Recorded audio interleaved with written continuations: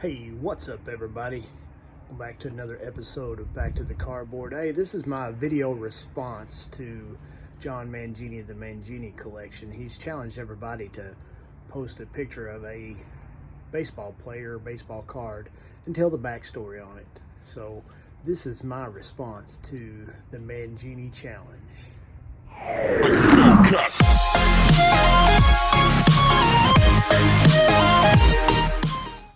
So the guy I chose to do my Mangini challenge is this guy right here by the name of Don Nottebart.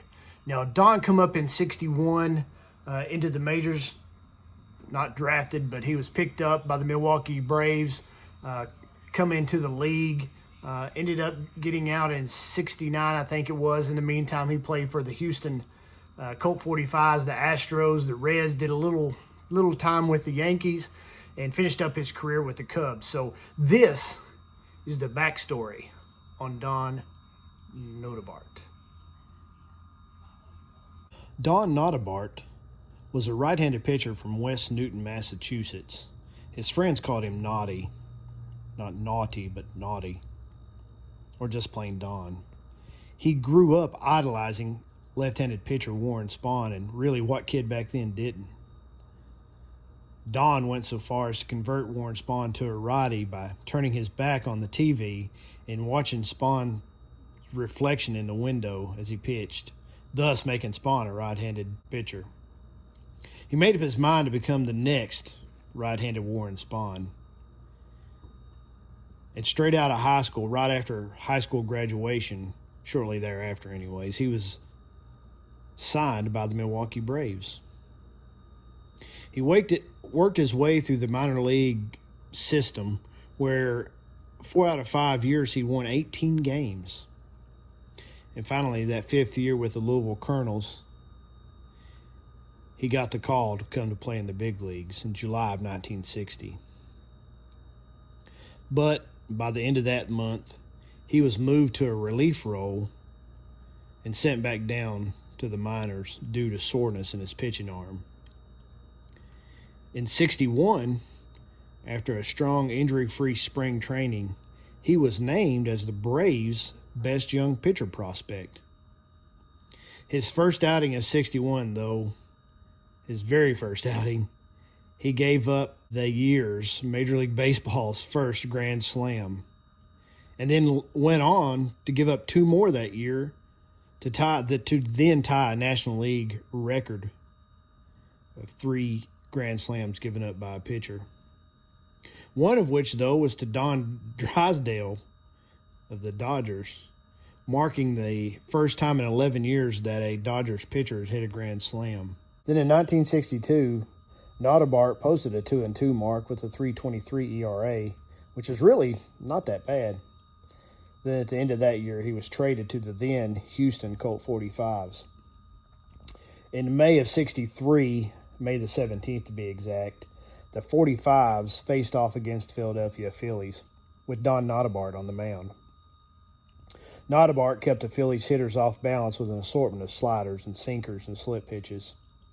But Philadelphia managed an unearned run in the 5th on an error by shortstop J.C. Hartman. It's only the 3rd time since the 20s that a hitless team had scored. Then with 2 outs in the 9th, Don faced former teammate Wes Covington, who at the time was the league-leading hitter with a .360 average. Nottebart pitching to Covington. He has pitched a no-hit ball game through 8 2/3 innings. If he can dispose of Covington, he will go into the mythical Hall of Fame. But he's facing a tough one here. Covington, he is hitting .360, a left-handed batter. 1 strike. Bateman flashes out the sign now. Outfield deep around the right side. Here's the pitch by Nottebart. There's a fly ball to left. Spangler racing hard. He's going to get it.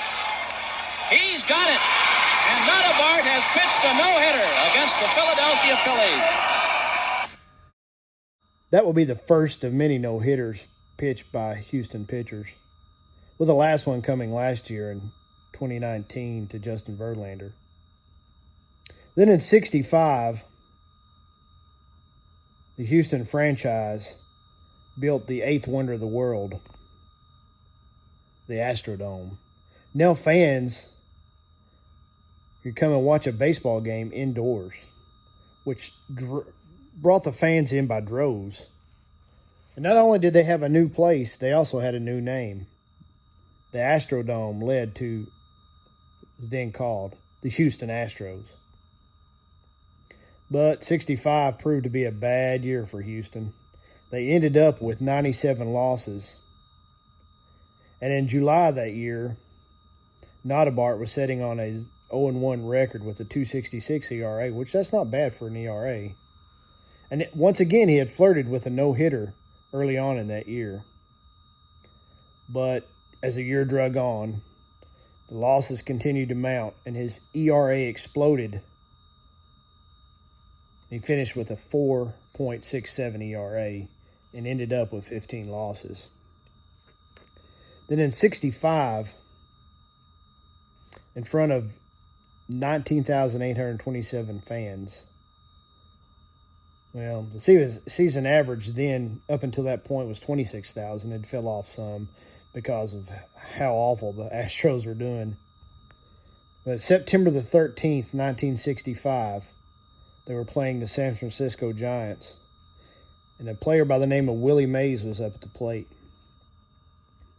Nottebart was on the mound.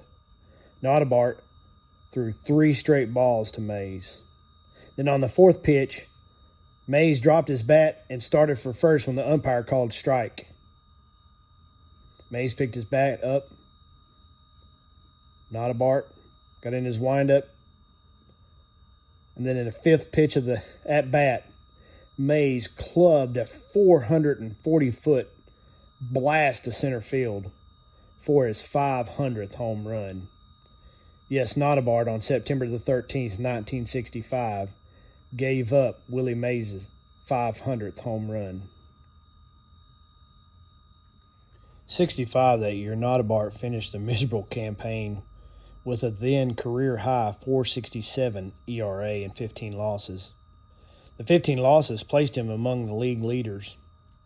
Disappointed with their outcome and their projected 20-game winner, he was sent down to a AAA affiliate in Oklahoma City, but was soon acquired by the Cincinnati Reds via the Rule 5 draft. Then in 66, with the Reds, Nottebart, in a relief role, did pretty good, although the Reds, on the other hand, did not. They would post a franchise-only sub-500 record in 11 years, due in large part to their starting rotation. Don, though, however, contributed to a team's 18-4 surge beginning in mid-July when he posted 3 wins and 5 saves in nearly a 3-week span, which is pretty good. But as the year drug on in 66, and due primarily to the horrible starting rotation for the Reds, Don, after 59 appearances, pretty much worked himself into exhaustion, closing the season out with a 5.54 ERA. In 67, he had a pretty good year. He didn't yield a single earned run in 33 of 47 appearances, which was really good. But he finished up the season with 0-3 with only 4 saves. He did, however, have 1.93 ERA and 79.1 innings pitched. Then in 68, after a contract dispute, things kind of got ugly. He was sent down to the minors and kind of shopped around. In 69, as part of a 30-day conditional purchase, he was acquired from the Reds by the New York Yankees, for which he'd pitched 4 games before being returned back to the Reds. One day later, on April the 27th, 69, he was traded to the Chicago Cubs, for whom he pitched 16 games. His last major league game played was at the age of 33 on September the 6th, 1969. The final hitter he faced was Baseball Hall of Famer Roberto Clemente. A muscle tear ended both his season and his career that year. Overall, Nottebart posted a 36-51 record and a 3.65 ERA in 296 games. After his retirement, Nottebart and his wife Joanne lived in southwest Houston for about 25 years, where he owned a carpet and flooring business and ran a service station. Beginning around 94, they split time between homes in East Wakefield, New Hampshire, and the Houston area. In 96, he was a member of the inaugural class of Lexington High School Athletic Hall of Fame, where he went to high school. In 1999, he suffered a stroke after going heart bypass surgery, and his health declined. Don Nottebart died at the age of 71 October the 4th, 2007, while visiting his daughter in Cypress, Texas. He was survived by his wife of nearly 52 years, his high school sweetheart, Joanne. He had 3 sons, Rob, Bob, and Dan, and daughter Donna, and 11 grandchildren and 1 great-grandchild, and his sister Elaine and brother Riley. Now, on May the 17th, 2013, Joanne Nottebart and his family gathered in Houston to commemorate his 50th anniversary of Houston's first no-hitter, Don Nottebart.